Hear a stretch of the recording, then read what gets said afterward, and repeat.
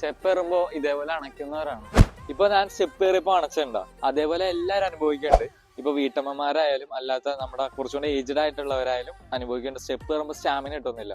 അപ്പോൾ അത് എങ്ങനെ സ്ട്രെങ്ത് ഇൻക്രീസ് ചെയ്യാം, എങ്ങനെ സ്റ്റാമിന ഇൻക്രീസ് ചെയ്യാം, അതിനുള്ള വർക്കൗട്ടാണ് ഇന്ന് നമ്മൾ പോകുന്നത്. ഫസ്റ്റ് അപ്പോൾ ജമ്പിങ് ജാക്സിന് പകരം നിങ്ങൾ ലൈറ്റായിട്ട് ഈ ജാക്ക് ചെയ്യുക. കാരണം ഓൾറെഡി നിങ്ങൾക്ക് സ്റ്റാമിന കുറവായിരിക്കും. അതുപോലെ തന്നെ ഓവർ വെയിറ്റ് ആയിട്ടുള്ള ആൾക്കാരാണെങ്കിൽ ഈ രീതിയിൽ ജമ്പ് ചെയ്യുമ്പോൾ നിങ്ങളുടെ നീക്ക് ഇഞ്ചുറി വരും.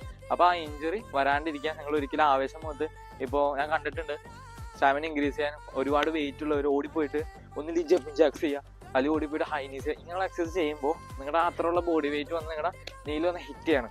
സോ നിങ്ങൾ ശ്രദ്ധിക്കുക, ഫസ്റ്റ് നിങ്ങൾ സ്റ്റാർട്ട് ചെയ്യുന്ന ടൈമിൽ ഈ രീതിയിൽ ബിഗിനർ ആയിട്ടുള്ള ആളാണെങ്കിൽ ഈ രീതിയിൽ ജാക്ക് ചെയ്യുക, അല്ലാത്ത ആളുകളാണെങ്കിൽ ജമ്പിങ് ജാക്സ് ചെയ്യുക. അടുത്തത് നിങ്ങൾ ഈ രീതിയിൽ റൺ ചെയ്യുക, ഫാസ്റ്റ് റൺ ചെയ്യുക, ഇവിടെ ടച്ച് ചെയ്യുക, ഈ രണ്ട് സൈഡ് ഇങ്ങനെ ടച്ച് ചെയ്ത് റൺ ചെയ്യുക. ഈ കാണിച്ച എക്സസൈസ് 2 എണ്ണം വീക്കിലി 5 days നിങ്ങൾ ചെയ്യുക.